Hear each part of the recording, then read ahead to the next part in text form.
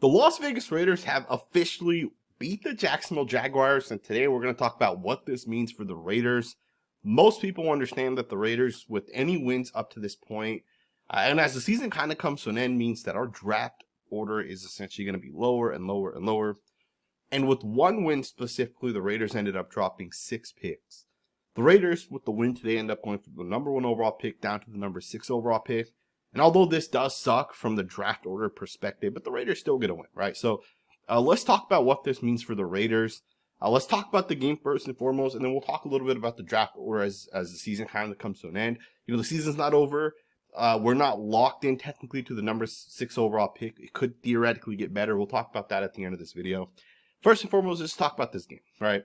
So the Raiders come out and they pretty much controlled this game from the start of the game towards the end of the game. Right? They did end up having a moment when they were up already by 6 points. Daniel Carlson goes out there. If he hits his field goal, it's a 2-possession game. He misses the field goal. A couple plays later, Jack Jones ends up getting beat for a massive touchdown. And Brian Thomas Jr. ends up putting up the Jacksonville Jaguars. I forget exactly how many yards it was, probably like 60 yards or whatever it ended up being. And the Jaguars end up taking the lead 14-13. And at that point, it almost seemed like the Raiders would end up losing that game. The momentum kind of flipped. But Aiden O'Connell drives the Raiders right downfield on the next possession. And once again, the Raiders take the lead. And they end up winning 19-14. Now, there were some good things I saw on tape from the Raiders. Aiden O'Connell looked really good in terms of the movement, right? And Antonio Pierce was asked a little bit about it. And even he was like, hey, I was kind of shocked to see that. Aiden O'Connell was kind of running around out there. He was making plays with his legs. And it was something that, for me personally, was refreshing because it's something that we had not seen from Aiden O'Connell. But it looks like he's getting more comfortable. And even more so than that, right? Maybe Aiden O'Connell feels like, hey, you know, the Raiders drafted me last year. Second year here, they end up drafting a quarterback in this draft. You know, I'm essentially going to be a backup, right? And he almost came out like he was motivated to win this game. And he obviously was able to come out here and ultimately get the win, right? Aiden O'Connell looked a lot better today in terms of the movement, being able to kind of do some of those things. Brock Bowers continues to dominate. 11 catches, 99 yards today for the Raiders. The wide receivers didn't look as good, right? Both Jacoby Myers and Trey Tucker had 2 catches for 41 yards apiece. It wasn't great by the wide receivers, to be honest. Our offense is so focused, I feel like, on like the quick game. So like a lot of these passes do end up going to tight ends. If it's not the tight end, it'll be like running backs at the backfield. And we're not really pushing the ball downfield as much. We had 1 week where we're like, you know, Aiden O'Connell absolutely went crazy. But since that point, we haven't pushed the ball downfield as much. But I will say this. Our offense under Scott Turner has looked a lot better. And I think most people that watch the games actually would agree with that. I know box score-wise, right, you know, when you look at points per game, is not a whole lot better under Scott Turner. But I think a part of that also comes down to the fact that you know, our offense kind of got from at least from where we were at in the first game of the season. It's a lot different, right? It's a lot different where we're kind of at now. We have injuries. I also think when you go, you know, when you fire an offensive coordinator, the guy that basically installed the offense, right? He installed the playbook. When you fire that guy, it's very hard to have success after that point, right? You look at the Bears as an example as well. The Bears are really struggling across the board, and part of that is because they fired their offensive coordinator. So I feel like when you think about it in that aspect, you know, Scott Turner has looked better. The offense has moved the ball more. And if you look at the yards, and I'm not a person that believes in yards, but it does make sense in this instance. You know, we're driving downfield. We're getting into field goal range. Quarterback's not great right now because of that we're not able to convert into actual touchdowns. But regardless of that, you know, our offense is running a little bit more efficiently. Brock Bowers is having a monster season. He had 1,000 yards today, so shout out to Brock Bowers. Run game was okay today. It wasn't great. Sincere McCormick ended up getting hurt last week. And, you know, Amir Abdullah got 7 carries. Alexander Madison got 12. And then we even gave Trey Tucker an end around, although that didn't work out for the Raiders. And, you know, our offense was able to do just enough for the Raiders were able to get this win. Defense was lights out today, right? And I'd make the argument our defense has kept us in all of these different games. And our defense has been a big part of how we're able to have success. All right, Isaiah Paul forced 2 fumbles today. The guy's been really solid for the Raiders as an enforcer. On tape, he hasn't looked as good as a safety in coverage, but he's done a good job as an enforcer, right? And today he forced 2 fumbles, and that kind of flipped the game for the Raiders. More than that, Robert Splain's out there making plays. Clavon Chasen's out there making plays. Adam Butler is arguably our best player right now in terms of who's healthy on the defense side of football, right? Adam Butler was an absolute monster today. I know sometimes with defensive linemen, unless they're getting sacks, it goes unnoticed. But, there's plays like, Clavon Chasen had a sack today. Adam Butler was the first guy there, right? Adam Butler forced the quarterback to run away from him. And Chasen kind of wrapped it up. And although Chasen won't get the credit for the sack, it was Adam Butler that forced it. The starting center of the Jacksonville Jaguars had given up no sacks up to this point. And he had given up no penalties up to this point. And Adam Butler forced 2 on him, right? So Adam Butler beat him and forced him to hold Butler twice. So, there's plays that this guy's making that I feel like is kind of going unnoticed. And he's having a really, really good season for the Raiders as well. I hope the Raiders bring him back next year. There's a guy that has not looked as good, and I'm not saying the Raiders should move off of Jack Jones. I would give him another year. But Jack Jones, man, has consistently been getting beat.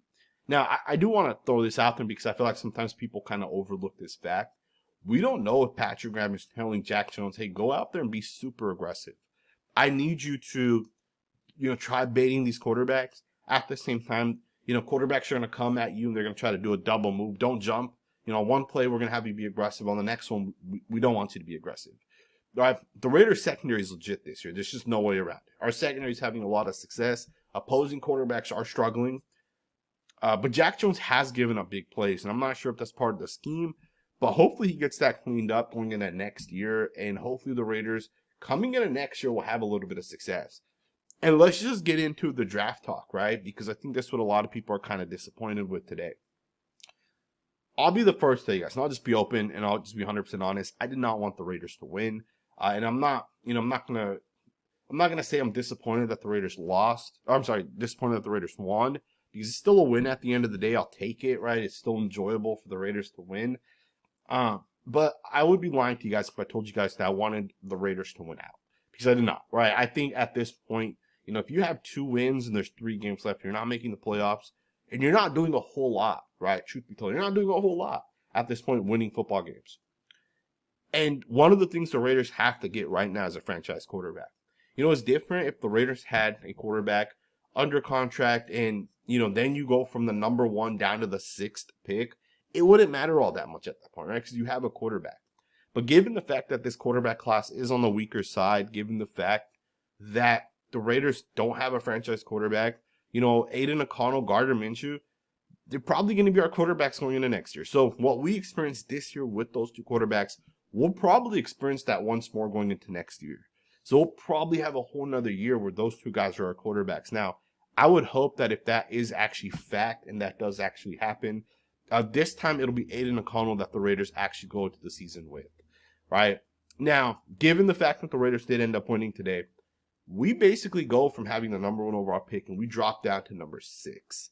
And that sucks. There's just no way to overlook that, right? Cam Ward, most people have as the number 1 quarterback in this class, and then Shedeur Sanders, most people have as the number 2 quarterback. And those 2 guys are likely going to end up going in the top 3 or 4 picks, right? Whichever picks teams need quarterbacks, those 2 guys are going to end up going. And the unfortunate thing with the Raiders is because of the division we play in, our strength of schedule is going to be a lot higher than a team like the Jags, right? The Jags, the Titans, these 2 teams, they don't have a lot of wins. So their strength of schedule is going to end up essentially being a lot lower than where the Raiders are because of the fact that our division features 3 playoff teams. So the Raiders right now are tied with essentially 5 other teams at 3 wins, but we pick last among those 3 teams. And that's because of the strength of schedule. That's because of our division essentially, right? So right now, the Giants, the Tennessee Titans, and the Cleveland Browns all pick ahead of us. Those 3 teams all need quarterbacks. If the Raiders win 1 more game, the New York Jets end up jumping us as well. So that's a 4th team that needs a quarterback. And then if the Raiders win 1 more game on top of that, even the New Orleans Saints end up picking before us. The Raiders at that point will end up having the 10th overall pick. And they need a quarterback as well. So you're looking at like 5-6 teams that need quarterbacks if the Raiders win out this season, right? So that's kind of how our draft gets impacted by these wins essentially, right? And at this point, the season is not over, and what that means is, we have 2 games left, but every other team has 2 games left as well, right? The Jags could easily win next week. The Titans could easily win next week, right? The Giants could easily win next week, or the Patriots, right? These teams could theoretically win next week, which could then theoretically give the Raiders a higher draft pick. But we will be playing the Saints and Chargers in the final 2 weeks. The Saints will be most likely without Derek Carr and Alvin Kamara. And then, of course, the Chargers will be playing for a playoff spot. But I think the Raiders could easily beat the Chargers as well. I don't think the way the Chargers play football is, they're going to blow any team out, right? I don't think that's going to happen. So we'll see kind of what ends up happening as the season kind of comes to an end. But right now, the Raiders are essentially dropping back from 1st to 6th. And that means we're probably not going to get a quarterback unless we trade up, which even then, I don't see Tom Telesco doing that. Tom Telesco historically has been known as a guy not to trade picks, to trade up. Right? He's a guy that's never trading up. I think he's traded down a couple times, but generally speaking, Tom Telesco, and he's kind of shown this to us as well, at least in the first draft, he's going to go with the best player available. And with the 6th overall pick, right? Let's just assume that's where the Raiders end up being at the end of the year. I don't even know who the 6th best overall pick is. I scout for a living, and I've been hearing a lot of different things. Ashton Genty might not go in the top 10. Will Campbell is obviously not even a starting offensive tackle according to most teams. And most teams value him as a guard. There's not a true tackle that people are like, that's our guy. Kelvin Banks, Josh Connerly are both juniors, so they could technically go back to school if they wanted to. So, there's not even a starting caliber tackle in this class. Do the Raiders take a defensive end, right? Maybe, but we have Malcolm Koonce, Clavon Chasen's come on strong. We have Maxx. We have guys already kind of under contract, so that might not make sense either. Okay, well, what about Travis Hunter? Well, I think Hunter would end up being the 1st overall pick. There's a lot of players where it's like, what do the Raiders do now? Will Johnson could make sense, right? I think a corner's a good spot for the Raiders at this point. You get one of the best corners, impacts that defense, you get a lot better. Maybe you get a wide receiver, right? I think Luther Burden's still kind of one of the guys that I would consider. Tetro McMillan out of Arizona is another guy I would obviously consider. The Raiders are going to have an interesting draft as we kind of come up because quarterback's probably out of the question. Now, again, the season's not over. We can easily go from 6 up to 3 or 4. And you might still be able to get the 2nd or 3rd quarterback coming out. Now, the 3rd quarterback would be interesting, right? We don't really know who's going to be the guy. And, of course, players can still kind of announce if they're going to go back to school or not for a couple more weeks. So, I'm not 100% sure which guys will end up committing, which guys will end up coming back. But there's going to be some quarterbacks that are going to end up, that are coming out, that are going to end up, skyrocketing. It happens every year, right? People are saying right now it's Shedeur Sanders, it's Cam Ward. Those are the only 2 quarterbacks. Something tells me we're going to end up getting 2 or 3 more quarterbacks end up being top 10 caliber guys.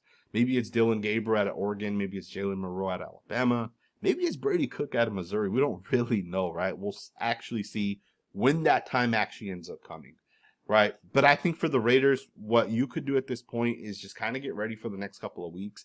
I know some people are very disappointed with winning, but winning does actually have one benefit, right? And I don't care what anybody says, but if Antonio Pierce is going to be our head coach going into next year, if you win, this game, maybe you win 1 or 2 more games, maybe you get a big win over the Chargers, and really, let's just be honest, it's the defense that's carrying us right now, right? Our team on the offensive side of football is not scoring 30 points.